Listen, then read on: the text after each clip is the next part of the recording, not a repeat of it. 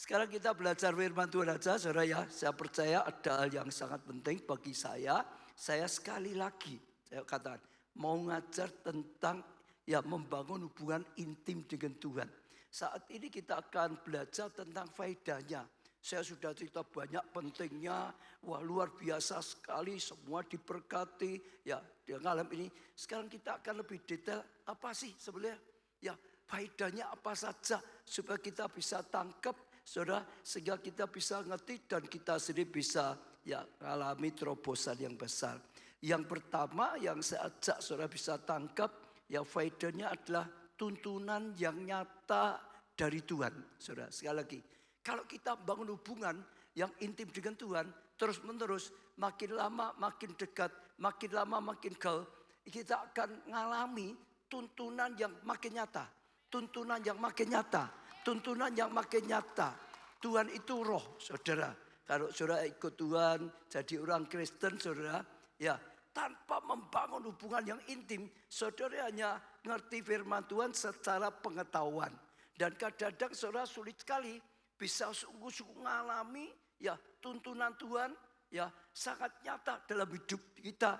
Tapi sekali lagi kalau kita bangun hubungan yang intim, kita akan mengalami, kita akan belajar yang pertama dari Daud. 1 Samuel 23 ayat 1 sampai 5. Diberitahukannya kepada Daud begini, ketahuilah orang Filistin berperang melawan kota Kehila dan menjarah tempat pengirikan. Lalu bertanyalah Daud kepada Tuhan, apakah aku akan pergi mengalahkan orang Filistin itu? Jawab Tuhan kepada Daud, pergilah, kalahkanlah orang Filistin itu dan selamatkan Kehila. Jadi saudara tangkap dulu saat itu Daud ini sebetulnya sedang dalam pelarian, saudara. Karena dia diurapi menjadi raja, Saul sudah dengar, Saul marah, Saul iri, Saul itu benci, ingin bantai Daud, ingin menghabisin Daud. Supaya kalau Daud gak ada, dia aman. Dia pikir kalau Daud ada karena sudah diurapi, sudah ditentukan akan gantikan dia. Jadi Daud itu terpaksa melarikan diri, saudara. Ya di padang gurun dari gua satu gua yang lain, saudara. Sedang melarikan dia dengar daerah ya Kehila, saudara, diserang musuh, saudara. Ya. Jadi hatinya itu tergerak. Jadi ini satu yang luar biasa sekali, saudara. Sekalipun dia sendiri sedang ada masalah, dia masih tergerak untuk menolong. Saya ulang ya, dia masih tergerak untuk menolong. Saya percaya ini sesuatu yang luar biasa di hatinya Daud. Tapi saudara, dia tidak dengan pikiran sendiri. Dia tanya dengan Tuhan. Ya di sini dikatakan tadi, saudara, bertanya Daud kepada Tuhan, apakah aku akan pergi mengalahkan orang Filistin itu? Tanya, aku pergi enggak? Bisa mengalahkan enggak? Jawab Tuhan kepada Daud, pergilah kalahkan orang Filistin itu dan selamatkan Kehila. Saya ajak saudara tangkap pertama ya, Daud selalu minta tuntunan Tuhan. Kita kenal ya, Daud seorang yang terus punya hubungan yang intim dengan Tuhan. Dia bergaul dengan Tuhan ya sejak dari remaja. Terus dia yang berkata, satu hari di rumah Tuhan lebih baik daripada 1000 hari ya di tempat yang lain. Betul enggak? Ya, hatiku lapar dan haus akan Tuhan. Ya seperti tanah yang kering dan macam-macam. Yang pasti dia orang yang terus bangun hubungan yang dekat, hubungan yang intim bergaul dengan Tuhan. Ya, salah satunya saudara bisa pelajari, dia selalu minta tuntunan Tuhan. Dan Tuhan selalu menuntun dia. Waktu dia ya melihat ada peristiwa seperti itu, Kehila, salah satu daerah mereka atau desa mereka, diserang oleh musuh, dia tergerak hatinya untuk menolong, tapi tanya Tuhan dulu, saudara. Ayat ketiga, tetapi orang-orang Daud berkata padanya, ingat, sedangkan kita di sini di Yuda kita sudah dalam ketakutan. Apalagi kalau kita pergi ke Kehila melawan barisan orang ya barisan perang orang Filistin. Lalu bertanyalah pula Daud kepada Tuhan. Maka Tuhan menjawab dia, firman-Nya, bersiaplah, pergilah ke Kehila, sebab aku akan serahkan orang Filistin itu ke dalam tanganmu. Tadi dia tanya, dijawab. Tapi juga sekali lagi ada masukan yang lain. Loh, kita ini di sini saja sedang bahaya kok. Kita di sini aja sedang ketakutan kok. Karena kita sedang diburu oleh Saul kok. Malah cari gara-gara lagi. Malah cari masalah lagi. Kita mau ya lindungi Keila. Betul enggak? Tambah dengan Saul saja kita sudah diburu terus kok. Sekarang tambah musuh Filistin. Bukan hanya tambah musuh Filistin loh. Kalau dia nyerang bantu Keila, berita itu akan tersiar. Berarti Saul akan Daud di sana. Akan ketahuan maksudnya gitu. Risiko. Maka dia tetap sekali lagi tanya Tuhan. Tanya Tuhan. Tanya Tuhan. Dia mau hidupnya terus dalam tuntunan Tuhan. Saudara. Dan Tuhan terus juga nuntun dia. Tuhan ngarahkan dia. Tuhan berikan ya pimpinan dan tuntunan. Saudara. 5. Kemudian pergilah Daud dengan orang-orangnya ke Keila. Ia berperang melawan orang Filistin itu. Ia saudara? Menghalau ternak mereka. Dan saudara? Ditimbulkannya kekalahan besar di antara mereka.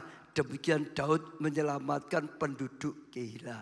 Dia punya niat yang baik, langkah baik, tidak gegabah, selalu tanya Tuhan. Sekalipun itu baik, tujuannya baik. Dan hebat sekali, Tuhan selalu memberikan tuntunannya. Lalu ada lagi saudara, berita-berita yang membingungkan dia juga. Beda dengan apa yang dikatakan Tuhan, saudara. Dia tanya Tuhan lagi, mantapkan lagi. Setiap langkah selalu tanya. Dan Tuhan teguhkan lagi.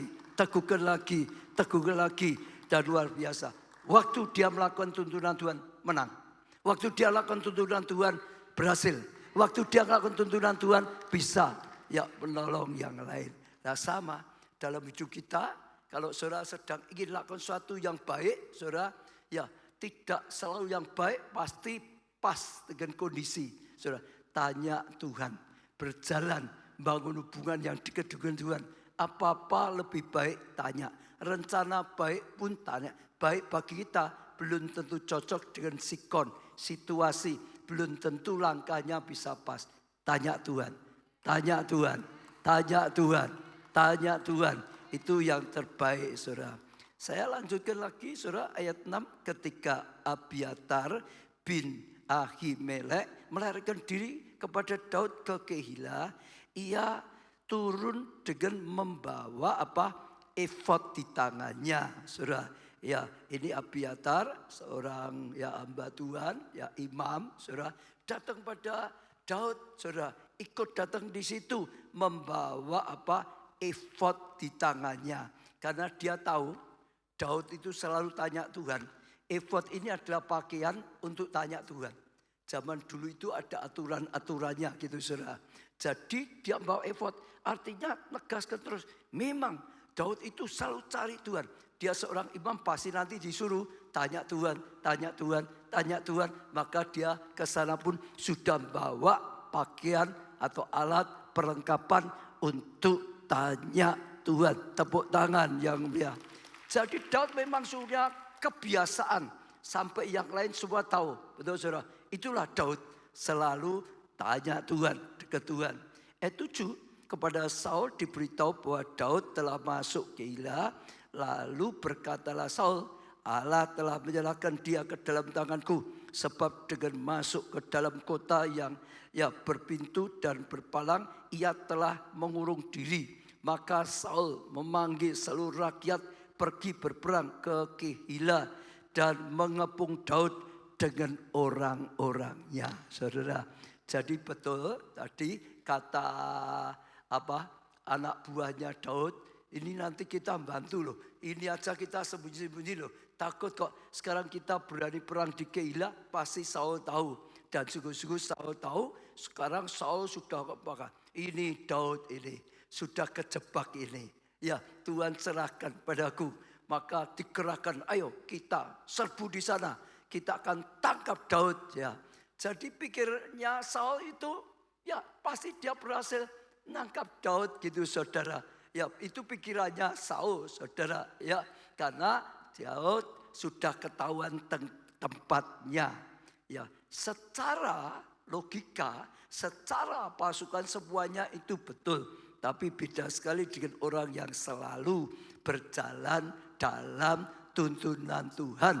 Beda sekali kalau kita juga selalu berjalan tuntunan Tuhan. Ayat 9. Ketika diketahui Daud bahwa Saul berniat jahat terhadap dia, berkatalah ia kepada Imam Abiatar, bawalah efod itu kemari. Betul ya? Jadi memang itulah Daud. Selalu tanya. Dia ada di Keila, Saul dengar benar-benar dikepung. Saudara, mau dikepung. Maksudnya gitu saudara. Pasti tertangkap. Daud dengar sekali lagi, tanya Tuhan. Tidak mengandalkan pikirannya sendiri saja. Ya, tidak mengandalkan kata orang. Kita mau diserang, mau dikepung oleh Saul. Ayat 10, berkatalah Daud, Tuhan Allah Israel, hambamu ini telah mendengar kabar pasti bahwa Saul berikhtiar untuk datang ke Keila dan memusnahkan kota ini karena aku. Jadi sekali lagi dapat berita pun dia nggak nganggap benar atau tidak benar, pokok tanya Tuhan. Daud itu hidup bergaul intim dengan Tuhan. Hidupnya senantiasa dalam tuntunan Tuhan. Saudara, tepuk tangan untuk Tuhan. Ayat 11, akan diserahkan oleh warga kota Keila itukah aku ke dalam tangannya? Akan datangkah Saul seperti yang telah didengar oleh hambamu ini? Jadi Daud tanyanya detail. Apa ini orang Keila? Sudah aku tolong, sudah aku selamatkan. Nanti kalau aku dikepung, apa aku diserahkan? Jadi malah karena takut dengan Saul, ya mau tidak menyerahkan. Dan lagi juga tanya lagi, ya apakah Saul sungguh-sungguh ya dengar datang mau ngepung Tuhan. Lalu Tuhan Allah Israel beritahukan kiranya kepada hambamu ini. Jawab Tuhan, ia akan datang. Jadi Tuhan mau datang sungguh. Saul itu akan datang sungguh. Jadi dia selalu dapat peneguhan, tuntunan, petunjuk dari Tuhan. Kemudian bertanyalah Daud, akan diserahkan oleh warga, ya warga kota Keila itukah aku dengan orang-orang yang ya, di dalam tangan Saul, orang-orangku di dalam tangan Saul. Tadi sudah tanya tapi belum dijawab Tuhan. Banyak dijawab salah satu dulu. Tadi tanyanya apa? Aku diserahkan enggak orang Keila ini kepada Saul. Kedua, Saul itu betul-betul datang enggak? Tuhan jawabnya, ya Saul mau datang. Maka yang belum jawab tanya lagi. Aku benar-benar diserahkan enggak oleh orang Keila? Kalau Daud itu sungguh-sungguh nyerang di sini. Saudara, firman Tuhan akan mereka serahkan. Jadi sampai kalau Daud itu tanya Tuhan ya, sampai detail-detailnya. Bukan, Tuhan kau pokok selamat aku enggak, selamat gitu enggak saudara. Ada detailnya, ini sungguh-sungguh selamat nyerang apa enggak gitu saudara. Banyak, itu Daud selalu karena dekat dengan Tuhan. Ya, dia ingin terus semua langkahnya sesuai dengan tuntunan Tuhan, sesuai dengan petunjuk Tuhan, sehingga tidak salah berpikir, tidak salah berkata-kata, tidak salah bertindak. Saudara, ayat 13, lalu bersiaplah Daud dan orang-orangnya, kira-kira 600 orang yang banyaknya, mereka keluar dari Keila dan pergi ke mana saja mereka dapat pergi. Apabila kepada Saul diberitahukan bahwa Daud telah meluputkan diri dari Keila, maka tidak jadilah ia maju berperang. Bukan Tuhan itu salah, tidak. Memang Daud itu dikatakan dia mau datang. Tapi karena Daud mentaati petunjuk Tuhan, dia tidak, wah aku pokok disertai Tuhan. Enggak takut, tidak saudara. Tuhan itu kadang-kadang jangan takut, jangan lari, aku sertai engkau. Tapi jangan salah loh, kadang-kadang Tuhan nyuruh lari, tinggalkan di sini. Sebab Saul kalau engkau enggak tinggal sini, Saul akan sungguh-sungguh datang. Engkau akan ditangkap. Nanti orang Keila pun yang sudah kau tolong akan nyerahkan kau demi keselamatan mereka. Daud lakukan semua petunjuk dengan Tuhan. Lalu dikatakan karena Saul berkata Daud sudah pergi, enggak jadi pergi. Enggak jadi nyerang, maksudnya seperti itu. Iya, jadi saya lihat ini sesuatu yang luar biasa sekali. Yang penting belajar dari Daud, bangun hubungan intim dengan Tuhan. Bangun hubungan intim itu selalu belajar apa? Hidupnya dituntun Tuhan. bukan rencana kita, bukan pikiran kita, bukan strategi kita, saudara. Daud itu punya strategi yang luar biasa. Dia jago perang, dia jago di medan pertempuran, tapi tetap tidak mengandalkan pikirannya, tidak mengandalkan pengalamannya, tidak mengandalkan apa. Terus tanya Tuhan, terus tanya Tuhan, terus tanya Tuhan, terus tanya Tuhan yang belum ngerti, terus tanya Tuhan, terus dapat penjelasan Tuhan, terus dapat tuntunan Tuhan, terus dapat nasihat Tuhan. Lalu juga sama, terus ditaati, terus ditaati, terus ditaati. Maka selalu dia berhasil, langkahnya tepat dan mengalami sesuatu. Kalau saudara pelajar di Alkitab akan banyak sekali, bukan hanya ini saja. Banyak sekali orang Filistin nyerang lagi. Ya banyak sekali saudara. Tapi sekali lagi ya Daud selalu belajar berjalan dalam tuntunan Tuhan. Dia membangun hubungan yang intim, maka hidupnya dituntun oleh Tuhan. Gak ngerti jadi ngerti. Saudara dengar ya, harusnya gak ngerti jadi ngerti. Misalnya Nuh, saudara baca Alkitab ditulis toh, Nuh itu bergaul dengan Tuhan. Betul ya saudara ya, orang lain sudah rusak, dia tetap baik karena dia bergaul dengan Tuhan. Lalu Tuhan berkata pada Nuh, ya dikatakan, aku akan habisi semuanya. Tapi kepadamu dan keluargamu, aku punya belas kasihan selamatkan.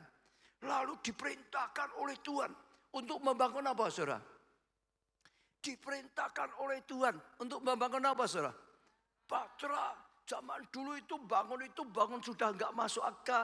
Karena apa? Dia tinggalnya di dataran tinggi. Bukan di tepi air saudara. Bangun batra yang besar. Saudara baca di Alkitab. Dia bisa bangun semuanya kenapa? Bangunnya dituntun oleh Tuhan.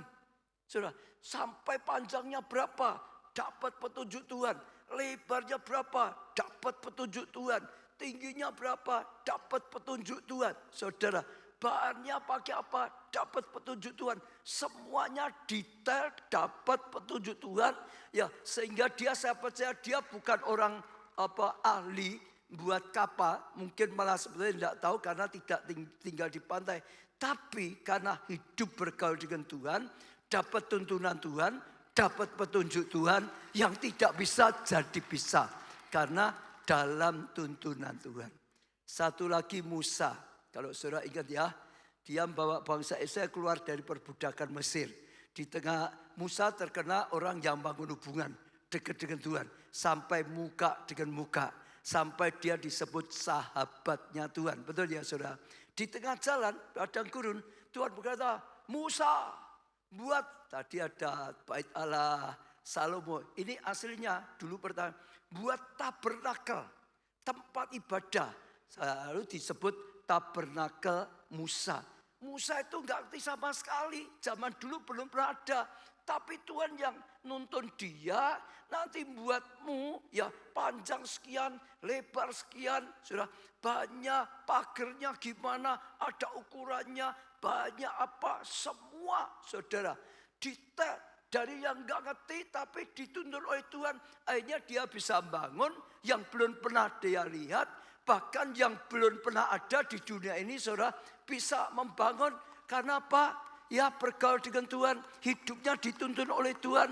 Untuk lakukan sesuatu. Dia dapat petunjuk. Dapat tuntunan yang luar biasa. Dapat kasih karunia. Sekali lagi kalau saudara juga terus berjalan dalam tuntunan Tuhan. Saudara akan lihat kasih karunia, yaitu salah satunya dituntun luar biasa. Saya share sedikit karena tadi ada soal sekolah-sekolah juga, saudara.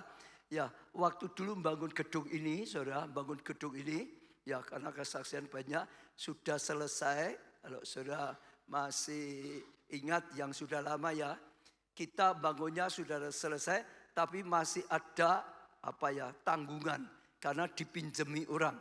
Ya, enggak pakai bunga, hanya pinjam kan kita harus kembalikan.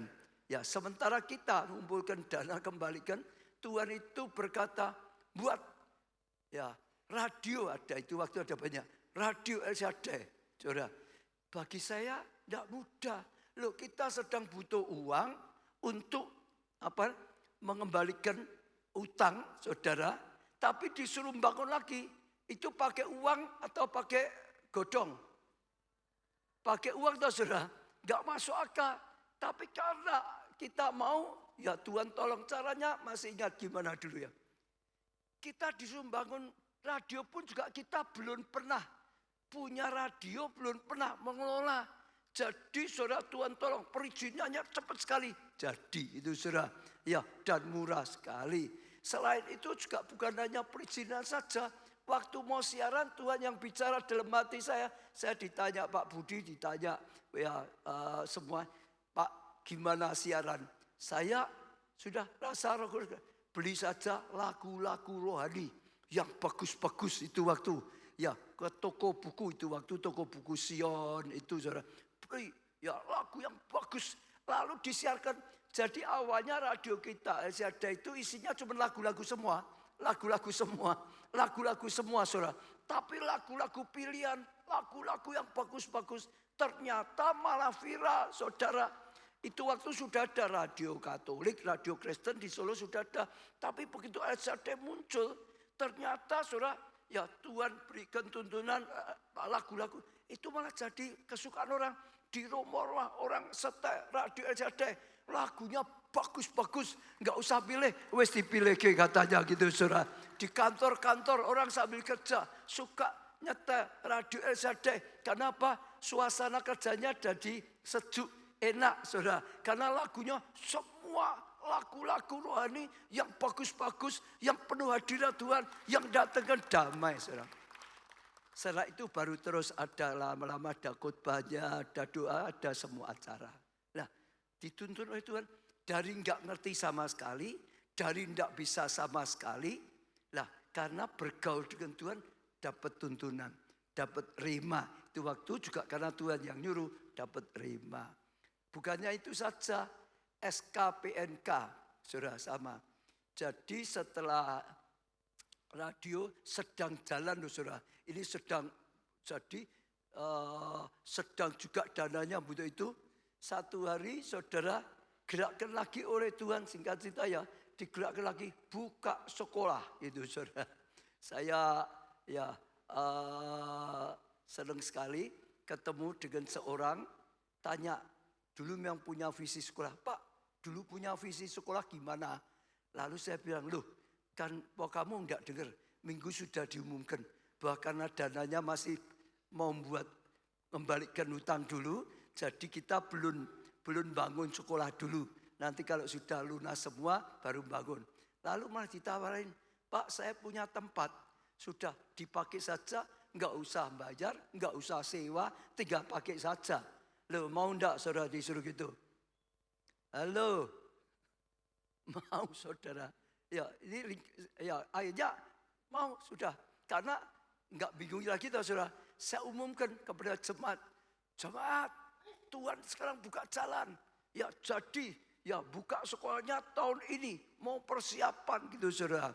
Lalu saya umumkan jemaat yang saudara profesinya di dunia pendidikan. Baik itu guru, baik itu apalah pokok ya adalah memang hidupnya di dunia pendidikan. Ayo pertemuan. Saya jadwalkan tanggal untuk pertemuan. Setelah bertemu saya ceritakan. Ya, kita mau membuat sekolah, ya, playgroup TK SD gitu saudara. Jadi playgroup 1 TK SD 1 2 3 4 sampai 6. Dalam pertemuan para pakar ya memang yang bidang pendidikan ngomong, Pak, buka sekolah itu tidak sama dengan warung kacang. Katanya gitu saudara. Buka sekolah itu beda dengan buka toko. Buka toko langsung banyak bisa. Sekolah itu tidak bisa. Mau buka sekolah ya playgroup dulu. Setelah itu tahun depan kan naik kelas saya. Baru TK. Tahun depannya lagi baru SD kelas 1. Itu. Nanti tahun depannya lagi baru SD kedua. Setiap tahun buka satu. Enggak bisa sekaligus buka gitu. Ini gimana enggak mungkin. Beda dengan buka toko katanya gitu. Saya pikir ya masuk akal ya saudara. Selesai. Lalu saya mulai doa lagi dengan Tuhan. Tuhan kata para pakar itu kalau buka sekolah enggak bisa. Langsung playgroup TK SD enggak bisa. Satu-satu butuh berapa berarti? 8 tahun baru selesai. Padahal Tuhan berkata, buka sekaligus. Saya doa, Tuhan katanya nggak bisa. Ya, lalu Tuhan berkata, tetap saja buka. Jadi Tuhan tadi karena aku ingin cepat, bukan ingin pelan-pelan gitu saudara. Segera buka bersama-sama. Lalu saudara tahu saya tahu ya, belajar terus hidup dalam tuntunan Tuhan. Saya umumkan lagi kepada jemaat. Jemaat jadi buka. Itu waktu hampir gak jadi. Tuhan berkata, Tuhan gak mau satu-satu, kelamaan katanya gitu saudara. Jadi buka sekaligus saudara. Jadi saya mulai umum. Jadi ya saudara yang mau terlibat, ya guru, mau itu apa-apa. Jadi ya bisa daftarkan gitu saudara. Dan saya kaget yang daftar itu banyak sekali itu waktu. Malah lebih. Jadi kita harus milih siapa yang diterima, siapa yang tidak diterima. Banyak sekali saudara. Lalu juga sama. Ya kira-kira 2-3 minggu kemudian ada jemaat yang datang. Pak, kok bukanya hanya sampai SD? Anakku SMP. Aku ingin anakku sekolah di sekolahnya gereja kita. Buka SMP Pak. Buka SMP Pak. Buka SMP Pak. Buka SMP Pak. Terus kejar-kejar buka SMP Pak. Anakku itu ingin ya tak sekolahkan di ya sekolah di gereja kita sehingga rohaninya bisa terbimbing dengan baik, sehingga punya mentalitas karakter yang baik. Buka, dikejar terus saudara. Lalu saya doakan rasanya Tuhan ACC ya sudah. Jadi bukan hanya playgroup sampai SD saja, tambah buka SMP juga saudara. Sudah begitu saudara, tahu enggak? Berapa minggu kemudian ada lagi yang ngejar-ngejar. Pak, anakku SMA. Buka SMA juga no Pak. Mosok ya hanya sampai SMP saja. Yang lain anaknya bisa sekolah di sekolah gereja kita. Anakku udah bisa buka Pak. Buka Pak. Buka Pak. Akhirnya saya doa ke Tuhan. Ya buka itu. Sudah diumum. Jadi buka SMA sekalian. Betul saudara. Betul. Sudah gitu Tuhan nyuruh lagi buka STT LJD. Itu saudara tahu enggak? Dalam 1 tahun buka berapa ya? Playgroup, TK dihitung ya. Terus SD 1, 2, 3, 4, 5, 6, 8 ya. Tambah SMP. Tambah SMA. Tapi supaya enggak kletok kokian ya. Pokoknya playgroup TK dianggap 1 lah gitu saudara ya. 1 lah. SD dianggap 1 saja enggak apa-apa. Dianggap 1 lah saudara. SD ya. Lalu SMP 1. Playgroup SD, SMP, SMA. Tambah STT 5. Jadi tahun itu juga. Dalam tahun itu juga loh saudara. Sekaligus buka 5 sekolah. Isora. Kalau bukan Tuhan nggak bisa. Tapi kalau Tuhan bisa. Kalau kita hanya mau buka niru-niru orang mau tiru nggak bisa. Pasti nggak bisa. Memang nggak masuk akal. Orang buka sekolah kok sekaligus itu memang nggak bisa. Memang tidak masuk akal. Tapi kalau kita belajar, hidup berjalan, bergaul dengan Tuhan, intim dengan Tuhan, kita terus minta tuntunan Tuhan, minta ya arahan dari Tuhan. Tuhan memberikan instruksi, Tuhan berikan tahu caranya, Tuhan berikan penyataan. Jadi juga sampai sekarang SMA terus KPNK terus bertumbuh, STT juga terus makin maju, makin maju, makin maju. Itu luar biasa sekali. Iya, saudara yang rindu, STT juga bisa, tapi tadi ada free itu luar biasa. Ya. Tapi sampai di sini dulu intinya, saudara ya, bergaul. Kalau saudara belajar bergaul, saudara akan dapat banyak tuntunan. Tangkap, percaya, ikuti. Untuk semua hidup. Mau cari jodoh, ayo saudara, nek mikir dewe mumet. Milih dewe belum tentu kedaten. Belum tentu kebenaran lah saudara. Ketok apik, balelo, nah saudara. Betul tak saudara belum tentu. Beda kalau dapatnya jodoh karena tuntunan Roh Kudus. Beda. Betul? Cari sekolah untuk anak. Minta. belajar bergaul tuntunan Tuhan. Dalam tuntunan Tuhan dapat sekolah yang terbaik untuk anak. Dalam tuntunan Tuhan yang sulit bisa dapat jalurnya. Akhirnya bisa berhasil karena tuntunan Tuhan. Betul? Apapun cari pekerjaan juga sama. Buka usaha juga sama. Mau pelayanan, mau apapun sama. Yang pasti belajarlah bangun hubungan yang intim. Saya rasa itu salah satu yang bagi saya malah paling penting. Lebih daripada yang lain. Kalau kita bersama Roh Kudus beritahu banyak hal yang kita tidak tahu. Roh Kudus menyertai, menuntun kita. Dan mengalami kasih karunia. Maka saya terus dorong, ayo bangun hubungan yang nyata, yang intim. Dalam masalah pelayanan juga. Yang kedua, hadirat dan pengurapan. Kalau saudara bangun hubungan yang intim, saudara akan mudah hidup dalam hadirat Tuhan. Bahkan ada pengurapan. Orang saudara lihat ya, ini gak bisa dicuri. Kalau orang ya saudara banyak membangun hubungan, ya tampil gitu saja, baik itu WL, baik itu pengkhotbah, baik itu apapun. Sudah beda, langsung bisa terasanya beda. Langsung sudah muncul, sudah ada hadiratnya. Langsung sudah beda sekali. Sudah ada ya pengurapannya, itu beda. Tadi saya singgung soal Musa, Keluaran 33 ayat 11. Dan Tuhan berbicara kepada Musa dengan apa? Berhadapan muka. Seperti berbicara kepada temannya. Kemudian kembalilah ia ke perkemahan. Tetapi abdinya Yosua bin Nun, seorang yang masih muda, tidak meninggalkan kemah itu. Kalau saudara pelajari kehidupan Musa, itu hidup yang terus belajar ada dalam hadirat Tuhan. Saudara masih ingat ya, ada ayat yang lain cerita waktu dia masuk hadirat Tuhan keluar mukanya bersinar. Betul? Sampai semua kaget saudara. Yang pasti makin banyak berendam, ya bergaul dengan Roh Kudus, makin banyak saudara akan berendam dalam hadirat Tuhan. Jadi di mana-mana saudara bisa rasakan hadirat Tuhan. Bahkan taruh saudara lakukan terus di mana-mana. Orang lain ketemu saudara saja, orang lain bisa rasakan hadirat. Dalam perkataan, dalam pelayanan, dalam apapun akan beda. Ada hadirat dan ada pengurapan. Akan punya kekuatan untuk lakukan sesuatu yang luar biasa sekali. Dan saya percaya datangkan anugerah.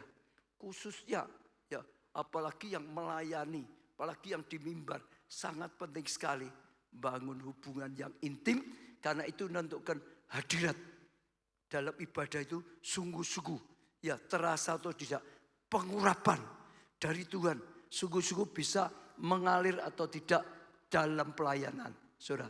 Pendoa, ya pemuji, semuanya, saudara. Kalau saudara bangun, saudara akan mengalami luar biasa. Di Toronto, ya dulu pernah kita belajar di Toronto. Sama, itu berendam lama-lama, bergaul dalam hadirat Tuhan. Tapi luar biasa sekali. Karena terus bersekutu, masih ingat saya pernah cerita beda sekali. Pengalaman saya dengan beberapa teman yang ikut sana bersama. Jadi satu kali kita rombongan banyak hamba-hamba Tuhan ke sana, saudara, ke Toronto. Karena ceritanya begini, waktu itu ada satu gerakan dari Tuhan yang namanya Toronto Blessing. Namanya apa, saudara? Lah, bagi saya, gereja kita sering undang tamu, ya saudara.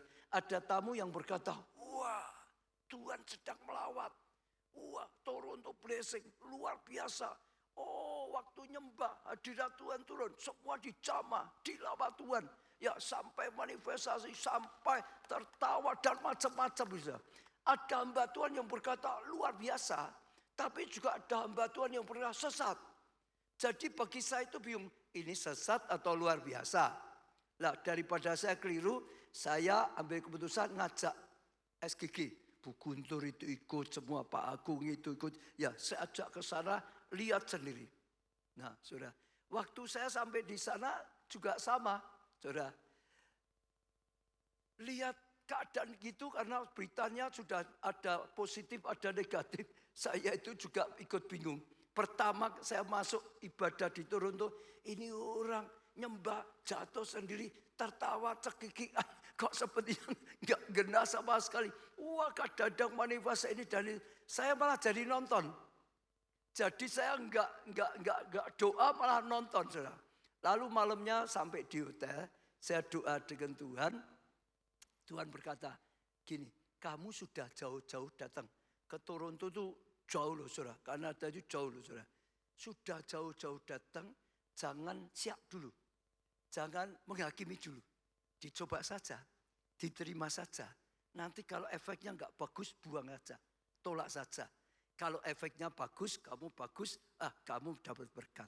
Seperti jeruk, kamu nggak nanti coba aja. Kalau manis, kamu dapat jeruk manis. Kalau nggak enak ya buang saja. Tuhan berkata seperti itu pada saya. Sudah jauh-jauh kok. Ya, lalu saya sepakat dengan Tuhan. Ya Tuhan, besok saya mau terima saja. Kalau saudara ingat ya, setelah itu di sana mulai ibadah, saya sudah janji dengan Tuhan, ya sudah. Saya nyembah, saya sudah berkata terserah, ya mau apapun dijamah, tidak dijamah gimana, saya sudah terserah. Tiba-tiba saya merasakan tangan saya itu seperti apa ya, ada keinginan atau dorongan gitu loh, gerak-gerak. Nah, saya sudah janji dengan Tuhan, ya saya biarin. Tapi makin lama, makin keras. Makin lama, makin keras. Sampai akhirnya saking keras, saya terpelanting, jatuh gitu saudara. Tapi nggak sakit sama sekali. Waktu saya jatuh, saudara, ya di bawah itu saya tahu semua orang ngomong apa-apa, saya tahu, saudara. Tapi saya sedang mengalami di alam roh. Saya seperti dibawa oleh Tuhan ke meja operasi. Di alam roh ya saudara. Saudara yang pernah Toronto itu, saudara pasti tahu. Saudara ngalami, ya tumbang gitu, tapi saudara tahu semua. Orang ngomong apa, saudara bisa tahu. Ya. Lalu saya ngalami dua, saudara. Yang pertama, saudara, ini orang kalau lihat saya bingung. Karena saya tidur, gini sendiri gitu, saudara. Ya, tapi saya yang ngalami tahu. Dari saya ini ada sesuatu seperti yang ditanggalkan oleh Tuhan. Jadi ada yang nutupi gitu ditanggalkan oleh Tuhan. Lalu kalau saudara manifestasi ada orang, dadanya naik, ada tahu kok aneh.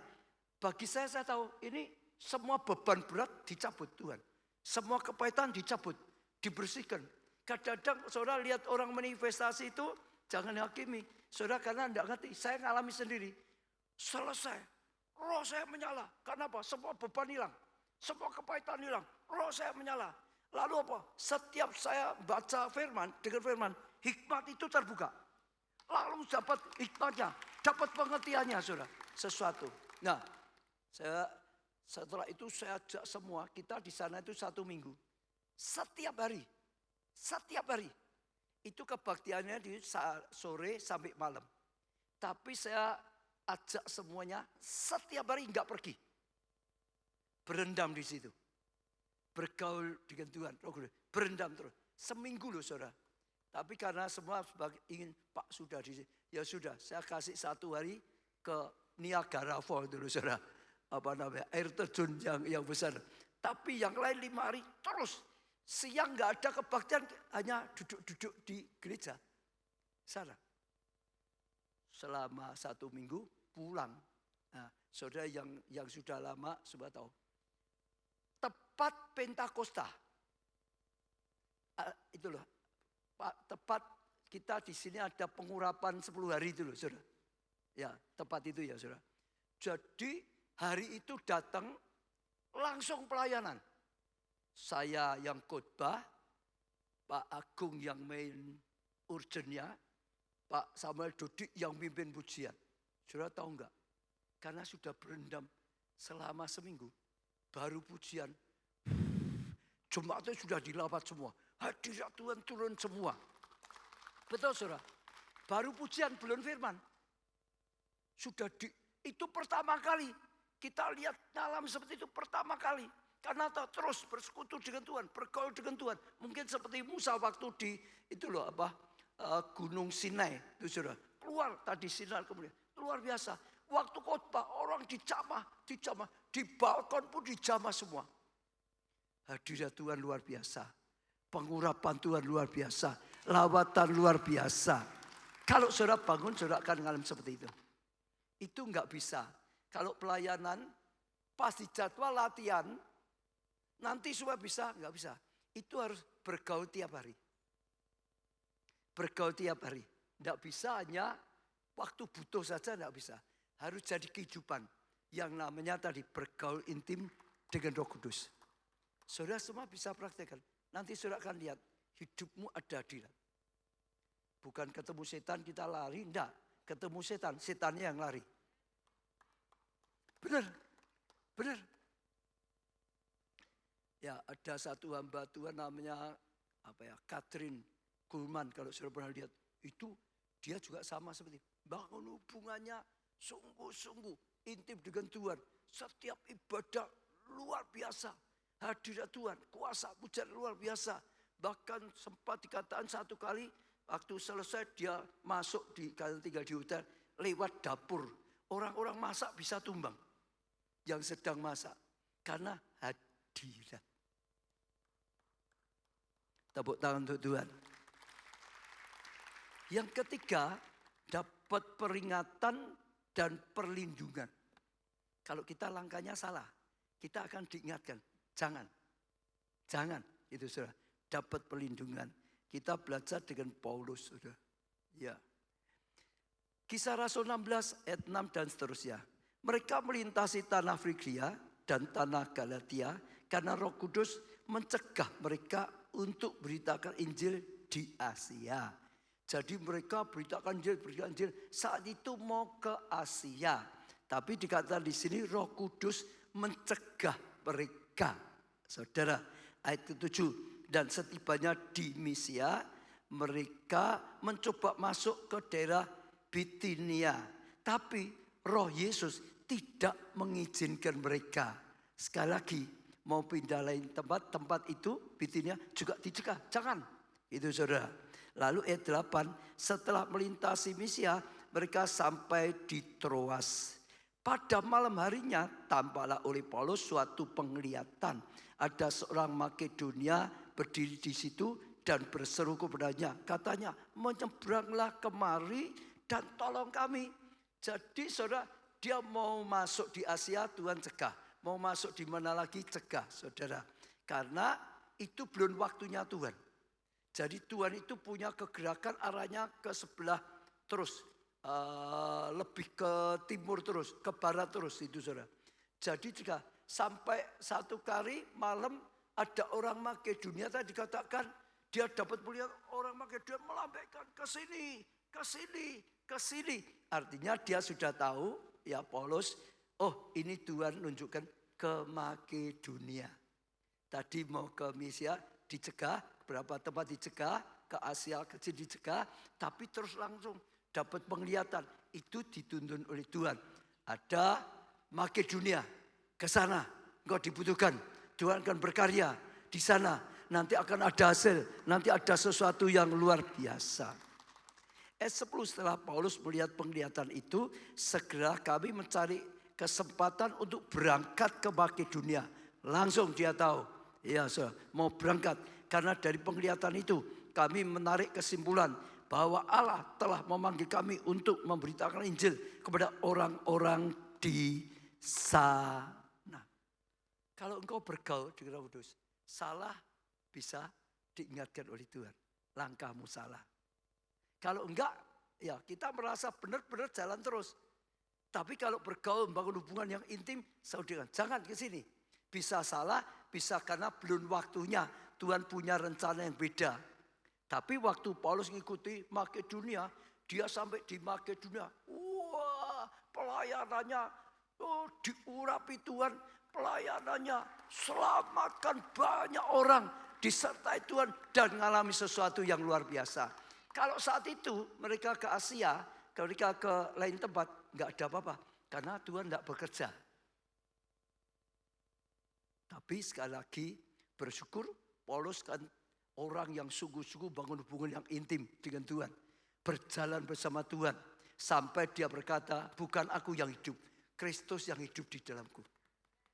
Betul saudara? Terus dia dituntun. Bahkan salah pun ditata oleh Tuhan. Ada, saudara, ya di sini peringatan, ada perlindungan, ya sehingga langkah-langkahnya bisa tepat. Misalnya kalau saudara kerja, tiba-tiba saudara punya ide buka ini atau itu, ya kalau salah pun Roh Kudus akan berikan feeling. Kalau saudara bergaul dengan Roh Kudus. Misalnya diajak kerja sama orang lain. Kalau itu ternyata bahaya, Roh Kudus bisa mengingatkan. Cari jodoh, keliru ya. Belakangnya nanti balik lo. Lah Roh Kudus juga bisa ingatkan. Ojo lo, ojo dekat lo, ojo ditabrak lo. Ya, mesti gitu saudara. Apapun sama saja. Ya, dalam pelayanan juga sama. Ya, saya pernah dengar kesaksian bagus. Seorang ibu-ibu pendoa, saudara. Ya, kalau ini ya si linduan ya. Satu hari kira-kira jam 3 gitu. Dibangunkan Roh Kudus jam 2 lagi. Jam 2. Ini kesaksian dari ibunya. Tidak tahu dia gimana, pokok didorong Roh Kudus. Bahasa roh, doa, bahasa roh, doa, bahasa roh. Dia ya ikut saja karena dia sudah bergaul, sudah peka, ngerti. Roh Kudus nyuruh dia pokok, ya itu kurang lebih jam 2. Doa, doa, doa, bahasa roh. Doa kenapa enggak ngerti? Ya sudah bahasa roh saja. Lah disuruh doa kenapa ya enggak tahu dia bahasa roh, bahasa roh. Terus berjam-jam dia doa bahasa roh. Tiba-tiba waktu sudah sekitar jam 5 lebih, pintunya digemblong buka anaknya. Anaknya itu tinggi besar, nangis, deprok di bawah itunya ibunya, nangis. Kenapa? Saat itu kalau saudara yang sudah ingat zaman dulu ada itu loh, Petrus. Jadi kalau orang dianggap ini orang tidak benar, ya gali atau apa dia, itu sudah diam-diam pokok dipateni selesai. Dulu ada peristiwa seperti itu. Lah anaknya itu jadi sasaran, salah tangkap. Dia sebetulnya bukan orang itu, tapi yang disuruh kan cari orang itu. Lah, dia disangka namanya Allah gitu ya. Kamu bukan. Ya, kamu bukan. Terus saudara. Terus waktu ditangkap terus berusaha diinterogasi dan macam-macam diselidiki benar enggak ini sasarannya yang harus ditembak. Lalu karena dia enggak ngaku terus dicoba. Ya sudah, kalau kamu bukan A, pulang. Lah, Roh Kudus itu bisa ngasih tahu anaknya, jangan nekat, jangan pulang. Kamu pulang ditembak. Jangan pulang. Lalu dia ngomong, oh aku enggak berani pulang, ini masih gelap Pak. Aku enggak berani, saudara. Lah karena dia berkata enggak berani, bagi itu yang bagian nembak itu pikir, kalau dia betul-betul gali, lo berani no malam-malam, betul enggak? Kalau ini masih gelap enggak berani pulang berarti dia bukan gali. Akhirnya malah dilepas ya, ditinggal pergi. Lalu dia lari pulang ke rumah, cari ibunya, nangis. Yang pasti, kalau kita belajar terus bangun hubungan yang intim, ada perlindungan, ada penjagaan, ya ada arah sehingga kita bisa aman dan selamat. Ya, saya tambah lagi, saya ajar sebisanya ya saudara ya. Iman yang bertumbuh. Makin bergaul dengan Tuhan, iman saudara makin bertumbuh. Setuju? Makin bertumbuh. Karena kalau saudara bergaul dengan Tuhan, Tuhan itu ya firman, betul saudara ya? Iman saudara akan makin bertumbuh. Makin bertumbuh, saudara. Karena apa? Bergaul, ketemu dengan Tuhan terus, saudara. Iya. Jadi saya akan ajak saudara baca sedikit tentang iman yang bertumbuh. Matius 17 ayat 20. Ia berkata pada mereka, karena kamu kurang percaya. Ya, sebab aku berkata padamu, sesungguhnya sekiranya kamu mempunyai iman sebesar biji sawi saja, kamu dapat berkata pada gunung ini, pindah dari tempat ini ke sana. Maka gunung ini ya akan pindah dan takkan ada yang mustahil. Saya sebut saja ini iman pindah gunung. Saya ulang itu ya. Iman apa? Pindah gunung. Iman mujizat, gak ada yang mustahil. Ya, iman mujizat atau iman pindah gunung. Kalau engkau punya iman apa? Sebesar apa? Biji sesawi. Kecil. Engkau bisa pindahkan gunung. Lah, sekarang sesawi seperti apa? Matius 13 ayat 31, 32. Yesus membentangkan suatu perumpamaan lain lagi kepada mereka. Katanya, hal kerajaan surga itu seumpama apa? Biji sesawi. Tangkap dulu ya saudara ya. Yang diambil dan ditabur, ditanam. Saudara ya, biji sesawi harus ditanam. Ya, firman ditanam. Orang di ladang. Memang biji itu yang apa? Paling kecil. Tangkap dulu. Pertama kecil, imannya kecil. Kita dengan firman masuk ke hati, imannya kecil. Baru ikut Tuhan, imannya masih kecil. Saudara, dari segala jenis benih. Tapi apabila sudah bertumbuh, ya tadi ditanam, dirabuk, dirawat, ya makin besar. Kalau sudah tumbuh, sesawi itu lebih besar daripada sayur yang lain. Hanya jadi besar, makin besar. Biji sesawi itu adalah iman yang bertumbuh. Dirawat terus, dekat dengan Tuhan terus. Lihat ya kuasa Tuhan, lihat kasih Tuhan, lihat fakta dalam Tuhan. Imannya makin bertumbuh, imannya bertumbuh. Renungan firman siang malam, imannya makin bertumbuh. Aja imannya jadi besar. Saudara, lebih besar yang lain. Nah sekarang ya, bahkan menjadi pohon. Dengar dulu ya, bahkan menjadi pohon. Sehingga burung-burung di udara dapat bersarang pada cabangnya. Sesawi dikatakan paling kecil dari yang lain. Kecil, bijinya kecil sekali. Dan itu sesawi. Tapi kalau dirawat terus tadi, ya kita punya hubungan pribadi dekat dengan Tuhan. Ya dengar firman Tuhan, renungkan firman Tuhan, lihat kuasa Tuhan, ya lihat kasih Tuhan dan macam iman kita akan bertumbuh. Nah, bukan hanya bertumbuh besar, bertumbuhnya sampai percaya mujizat. Jadi pohon. Kan sesawi kan nggak masuk akal jadi pohon toh. Betul nggak? Tapi iman seperti ini sampai berani yakin mujizat yang tidak masuk akal. Bahkan sisi sampai tulis bahkan jadi pohon. Sesawi bukan hanya bisa bertumbuh, bahkan jadi pohon. Sampai mujizat. Ini iman pindahkan gunung, iman mujizat. Sudah, saya percaya itu sesuatu yang luar biasa sekali. Kalau ada apa pergaulan dengan Tuhan. Terus orang yang dekat Tuhan karena terus lihat, dengar, ngalami, lihat, dengar, ngalami, lihat, dengar, ngalami. Saudara, imannya pasti naik. Sampai iman yang punya iman tidak masuk akal. Sekalipun gak masuk akal tetap percaya. Sampai punya iman sendiri. Akibat apa? Bergaul. Orang yang bergaul dengan Tuhan imannya pasti tumbuh. Bukan hanya sekedar pengetahuan loh saudara ya. Bergaul sungguh-sungguh dengan Roh Kudus. Pasti bertumbuh. Dan saya percaya itu luar biasa. Nah, saya tertarik ngajar sedikit Mazmur 1, saudara. Mazmur 1, ayat 1 sampai 3. Mazmur 1 ayat 1 sampai 3. Berbahagialah orang yang tidak berjalan menurut nasihat orang fasik, yang tidak berdiri di jalan orang berdosa, dan yang tidak duduk dalam kumpulan pencemooh. Di sini tidak berjalan, jadi tidak ikut-ikutan. Ya, tidak ikut-ikutan orang yang berdosa, tidak ikut-ikutan tukang pencemooh, jangan ikut-ikutan. Ya, lalu berdiri ini mulai nyaman tetap di situ. Ya deket terus gitu.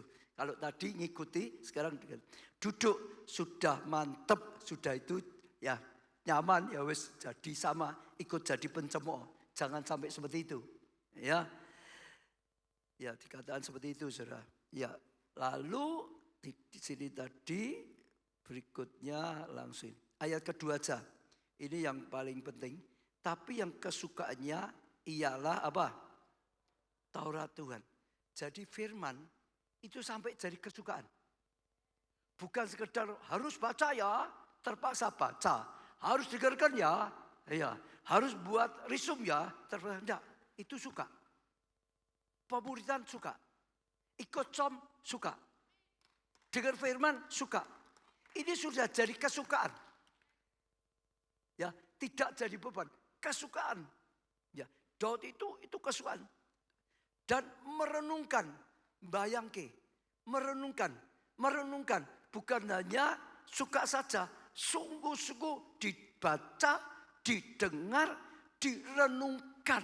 Saudara, Taurat itu siang malam, terus menerus.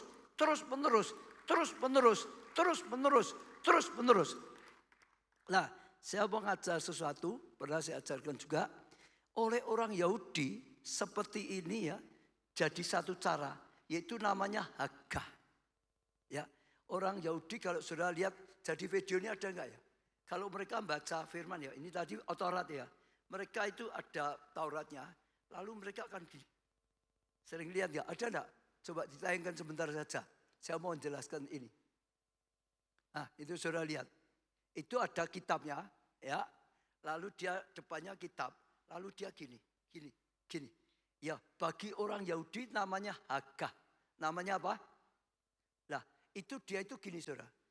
Dia itu ya dikatakan bacanya pelan-pelan sambil mengguman. Bacanya pelan-pelan ya. Terus-menerus diulang. Saudara, ya. Lalu dibayangkan, direnungkan, saudara. Terus-menerus sampai firman itu makin lama makin menyala. Firman itu makin lama jadi hidup. Firman itu makin jadi rema. Saudara dengar satu firman gitu saudara ya. Dengar ya sudah. Tapi kalau saudara dapat sesuatu, ayat gitu ya saudara. Lalu saudara baca, ngumen. Dia gerak-gerak itu supaya enggak ngantuk. Maksudnya gitu saudara. Loh betul, supaya mengimani. Dia itu baca keluar loh. Suaranya tapi pelan. Baca sambil dibayangkan, direnungkan, diimajinasikan, diimani. Sampai terus. Sampai itu jadi hidup. Sampai menyala. Itulah iman rema. Sampai jadi rema ayat itu. Itulah jadi mujizat. Kemarin minggu karena ada ayatnya ya. Iman timbul dari pendengaran. Pendengaran apa? Firman Kristus. Firman Kristus itu rema, bukan logos. Jadi di Alkitab ada semua yang ditulis. Itu namanya logos. Itu atau apa? Semua kebenaran. Mengerti. Kita mengerti siapa Tuhan lewat firman logos. Kita ngerti jalan yang benar lewat firman logos. Kita tahu. Jadi ngerti. Tahu itu firman. Yang sifatnya logos. Yang ada di Alkitab semua. Ya. Tapi itu belum ada kuasa khusus. Kalau saudara bisa merubah ayat yang logos. Yang saudara dapat. Sampai menjadi rema. Itu kuasanya besar. Orang Yahudi melakukan di situ itu. Supaya ayat yang dia miliki. Itu terus sampai hidup. Sampai menyala. Sampai itu jadi rema bagi mereka. Bergaulnya mereka gitu. Bergaul dengan firman. Bergaul dengan Tuhan. Nah itu luar biasa. Contoh misalnya ya. Contoh saja. Sakit. Saudara baca dapat ayat. Oleh bilur aku tidak akan mati. Oleh bilur-bilurnya aku disembuhkan. Ini contoh saja saudara ya. Dapat ayat itu ya. Saudara baca. Aku tidak akan mati. Ayatnya cuma saya kurang. Pokok intinya yang terakhir aja. Oleh bilurnya aku sembuh. Oleh bilurnya aku sembuh. Oleh bilurnya aku sembuh. Saudara ucapkan. Bukan teriak-teriak ya. Mengguman. Tapi dibayangkan. Oleh bilurnya aku sembuh. Oleh bilurnya aku sembuh. Oleh bilurnya aku sembuh. Sampai nanti lama-lama. Itu ayat itu mantap. Lama-lama ayat itu nyala. Lama-lama itu jadi rema. Menyala. Itu yang datangkan mujizat. Jadi selalu kalau Tuhan berkata mujizat itu bukan hanya iman. Iman rema. Maka saya selalu berkata pada saudara. Ya, Yesus gak pernah berkata. Oh imanmu kecil. Jadi sesuai imanmu. Tidak ada. Imanmu lumayan. Jadi gak ada. Yesus hanya selalu berkata, imanmu hebat, besar, jadi. Betul enggak? Saudara enggak bisa menemukan Yesus berkata, imanmu lumayan, jadi enggak ada. Saya ulangi ya. Hanya saat Yesus lihat ini imannya hebat, jadi pasti. Orang Yahudi harus bangun iman seperti itu. Dari bergaul dengan Tuhan, imannya sampai iman seperti itu. Nah, saudara tahu enggak? Iman yang menjadikan mukjizat, saudara, iman yang sampai titik didih. Saudara kalau air dingin ya, dipanasi 60 derajat, 70 derajat, belum mendidih toh. 80 derajat, belum. 90, belum. Saudara, 90 panas lah, saudara tahu panas. Tapi tetap enggak ada power gerak. Sampai titik didihnya 100. Setelah 100 baru gerak sendiri. Ada kekuasaannya, ada kegerakan. Iman saudara yang punya kuasa itu seperti itu. Harus naik terus sampai bang. Itu yang dilakukan oleh perempuan pendarahan 12 tahun. Dia mendengar tentang Yesus. Ya, lalu dia percayai. Dia imani, asaku jamah sembuh, asaku jamah sembuh, asaku jamah sembuh, asaku jamah sembuh. Dia bangkit, dia terus berjuang, jalannya harus cepat, harus kejar. Terus ada orang penuh, dia terobos. Itu imannya sampai puncak. Jamah Yesus enggak menyembuhkan, hanya jamah coba. Mujizat terjadi. Ada 2 macam mujizat. Yang pertama, memang Tuhan yang ngendaki. Itu enggak punya iman pun sembuh. Dengar ya. Kalau Tuhan sendiri yang memang mau menyembuhkan, enggak ada iman pun sembuh. Tapi kalau kita yang sudah dewasa, Tuhan ingin kita bangun iman kita. Kita bisa, karena sudah disediakan kuasa. Harus bangun iman. Harus bangun iman. Sampai imannya iman rema. Bukan sekedar percaya biasa. Iman yang mendidih. Iman yang rema. Iman biji sesawi yang sudah jadi pohon. Itu mujizat. Jadi orang Yahudi, saudara tahu, itu begitu. Memang itu bagi mereka semua melakukan seperti itu. Jadi intinya ya, ayat-ayat itu terus sampai penuhi rohnya. Sampai menyala dalam rohnya. Ayat itu sampai menyala. Karena firman itu Yesus. Sampai itu hidup. Sampai itu menyala. Itulah kuasa Tuhan. Nah, bagi dia lakukan itu namanya Haggah. Untuk semua. Tadi contohnya kesembuhan. Untuk pernikahan, untuk ini, untuk pelayanan, untuk keuangan sama.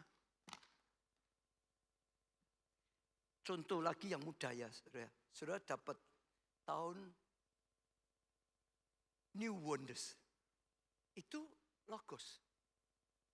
Kalau saudara hanya dengar biasa, saudara hanya dapat logos itu.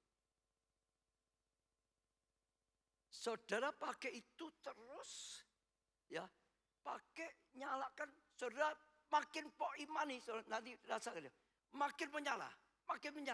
Saudara lihat semua orang yang kalian mujizat ya. Satu saja. Saudara pernah dengar ada orang Klaten datang tentang biji matanya. Ingat enggak? Jadi saya ulangi ya. Sekarang masih. Jadi ada dari Klaten ke Solo karena dia matanya sakit, operasi. Tapi enggak kebenaran. Ya. Jadi lensanya ini lepas. Datang lagi, operasi lagi. Lalu enggak kebenaran lagi, ngeluntung-ngeluntung. Lalu sampai ketiga profesor ngomong, ini sudah rusak, sudah busuk, enggak bisa diobati. Harus ganti mata dari kaca buatan. Ini sungguh loh, saudara. Dia enggak bisa, aku enggak mau, enggak terima. Masa mataku diganti pakai neker. Loh ya dah. Enggak tahu dia ke sini. Minta didoakan, saya memang kenal lama. Oh kowe toh, saya gampang gitu tuh. Imani sembuh, pasti sembuh, pasti sembuh. Saya doakan lagi gitu. Imani, pasti sembuh, pasti sembuh. Lah hebatnya dia itu terima itu. dinyalakan. Kesaksiannya ada ya, nanti orangnya aja masih ada. Sepanjang pulang sampai Roma, terus ngomong, sembuh, pasti sembuh, pasti sembuh, pasti sembuh. Sampai rohnya itu menyala, pasti sembuh, pasti sembuh, pasti sembuh, pasti sembuh. Pulang, enggak sembuh. Tidur. Besok paginya dia ya enggak terpikirkan cuci muka. Cuci muka kaget, sudah sembuh.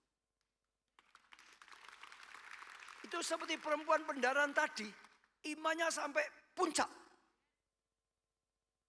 Itu sudah ada kuasanya sendiri. Sudah diserahkan oleh Tuhan.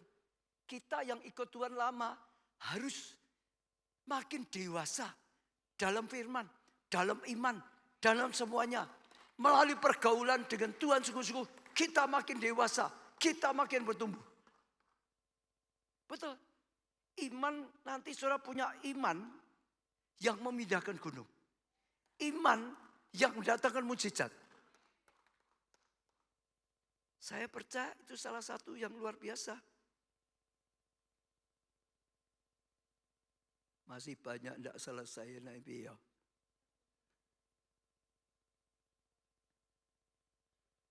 Ini baru 4, jumlah 8, cik separuh. Saya sih 2 aja lah. Di pasar-pasar nanti enggak itu. Tapi saya kok tertarik ada satu, sebentar ya saya lihat ya.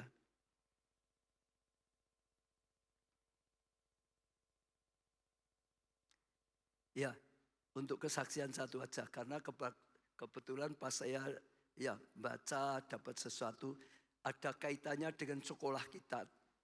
El Shaddai, STT El Shaddai sekarang kerjasama dengan apa? ORU. Ya. ORU itu singkatan apa? Ora Robert University. Ya, Ora Robert University. Nah, sudah. Kita kerjasama. Jadi mau ambil di sana lewat gereja kita bisa. Seperti itu. Ya, itu pakai online. Ya, nanti harganya juga lebih murah. Saya dengar gitu, saudara. Intinya kita ada kerjasama. Saya tadi membaca artikel, saya senang. Wah, bagus. Karena dia itu dikenal di Amerika, sekolah teologi nomor 1 untuk aliran karismatik Pentakosta.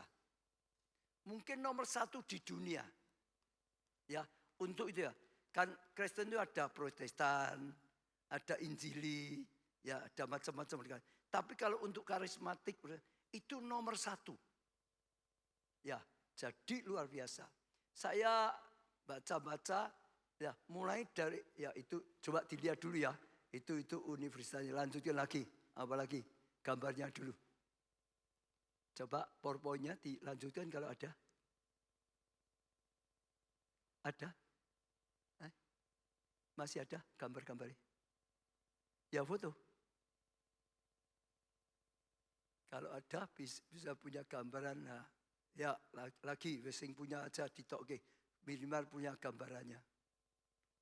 Ya ini universitinya. Ini ada dia punya prayer tower. Ya menara doa itu tinggi sekali. Terus lanjutkan apa lagi? Apa ini? Apa? Pelayanan apa? Oh radio. Ya pelayanan radio, lanjutkan lagi apa lagi? Sudah, ya boleh banyak. Saya dengar kesaksian bagus gini. Saya sangat mantap sekali, bagus itu. Jadi ceritanya pendirinya namanya Ora Robert. Dia itu dulu anak pendeta, tapi dia nggak mau ngikuti orang tuanya. Jadi pelayan Tuhan, jadi hamba Tuhan, tidak mau dia. Dan tidak terlalu percaya gitu. Sekalipun orang tuanya hamba Tuhan. Jadi dia umur 17 sudah pergi meninggalkan rumah. Sampai dipaksa-paksa nanti sama orang tuanya. Dia pergi ke kota lain, dia suka main basketball itu loh saudara. Ya, tidak tahu saudara waktu dia sedang pertandingan, dia jatuh. Nggak sadar, nggak bisa apa-apa. Lalu terpaksa dibawa pulang ke rumahnya. Dari luar kota bawa pulang, saudara. Setelah itu diperiksa-periksa, ternyata dia kena penyakit TBC akut sudah, saudara. Zaman dulu belum ada obatnya. Ya, TBC itu seperti Yonggicho. Waktu Yonggicho kena TBC juga oleh rumah sakit suruh pulang. Enggak ada obatnya dulu. Sekarang sudah ilmu kedokteran sudah maju sekali. Dia juga sama, sudah enggak ada harapan. Dia enggak bisa terima. Baru umur 17 kok. Sudah enggak ada harapan. Sudah mungkin akan mati juga, saudara. Lalu saudara, ayahnya terus mendoakan dia. Kamu enggak tahu bisa sembuh enggak? Belum tentu. Tapi aku enggak ingin kamu masuk neraka. Ayahnya bilang gitu. Nah, karena dia ninggalkan terus, enggak mau kok ikuti jejak orang tuanya, melayan malah enggak mungkin enggak ke gereja juga. Ayahnya, aku mau doa supaya engkau hatimu dijamah Tuhan, supaya kau bertobat, supaya terima Yesus sungguh-sungguh. Doa di kamarnya. Dia itu dalam keadaan sudah enggak bisa apa-apa. Ayahnya doa di kamarnya, dia enggak suruh, ayah sudah enggak usah di sini, enggak aku ribut-ribut gitu. Dia suruh ayah pergi. Ayahnya terus doa, berjam-jam, saudara, sampai larut malam hampir. Ya, terus doa. Dia jengkel sampai dia satu kali lihat ngomong lagi. Intinya dia mau nyuruh ayahnya pergi. Waktu dia lihat setelah di tengah malam, dia kaget. Yesus ada di sini. Dia lihat ayahnya itu, lihat Yesus. Sejak saat itu dijamah Tuhan, sejak saat itu bertobat, sejak saat itu terima Yesus. Karena ngalahin perjumpaan pribadi. Tuhan menunjukkan mungkin seperti Paulus gitu. Setelah itu mulai doa kesembuhan. Supaya bisa disembuhkan. Bukan hanya diselamatkan saja. Ya, pas di satu daerah, saudara, ada ibadah kesembuhan. Ya, ibadah kesembuhan. Lalu berusaha satu keluarga mau dibawa ke sana. Kakaknya punya peran. Ada kakak laki, ada peran. Imani terus. Muatkan imannya. Pasti sembuh. Kamu pasti ya, disembuhkan Tuhan. Pasti sembuh. Terus saudara. Jadi selalu dikatakan pasti sembuh. Pasti sembuh. Pasti sembuh. Akhirnya orang tuanya juga bangun dia. Dibawa untuk ke ibadah. Dan ternyata di tengah jalan dia dapat rema sendiri. Yesus ngomong sendiri. Aku sembuhkan kau. Aku sembuhkan kau. Pasti aku sembuhkan. Ya, jadi dia dapat rema dari Tuhan. Tuhan sebut seperti tadi dah. Kalau Tuhan mau, enggak punya iman pun bisa. Tapi dia imannya sudah muncul karena dikuatkan oleh kakaknya untuk sembuh. Ya, Tuhan berkata, sembuhkan. Ya.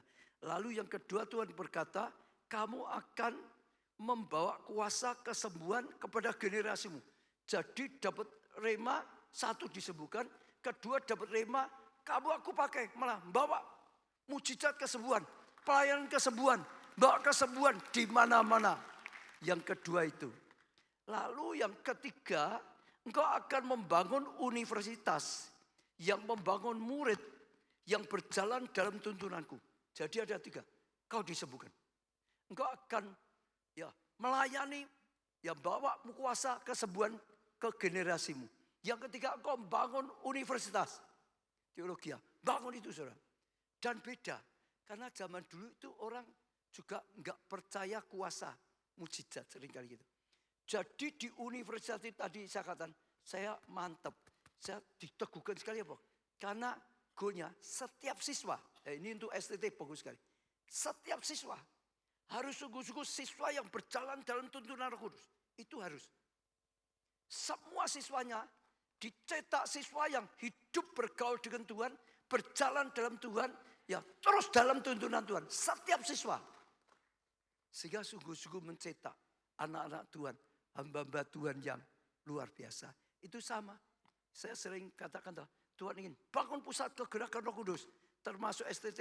Yang belakangan saya kata, STT harus sungguh-sungguh berjalan dalam Roh Kudus.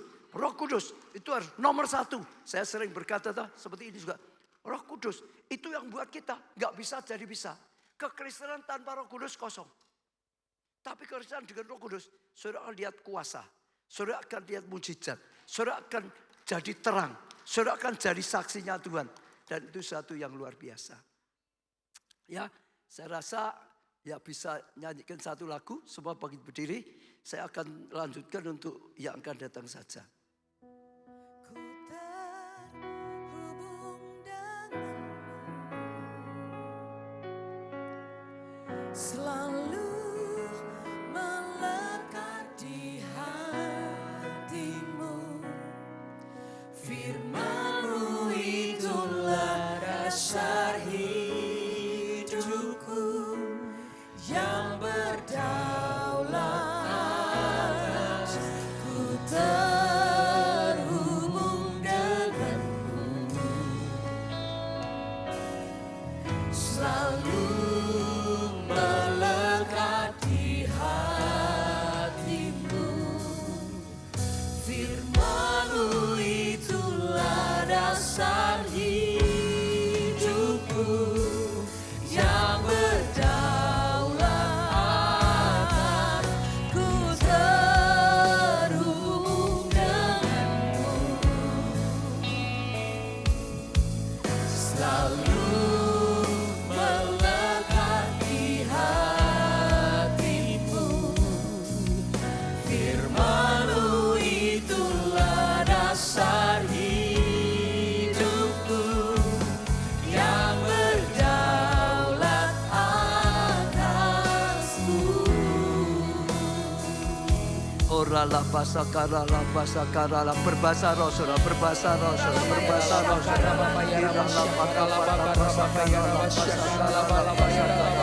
Engkau yang berkarya di tengah-tengah kami Tuhan.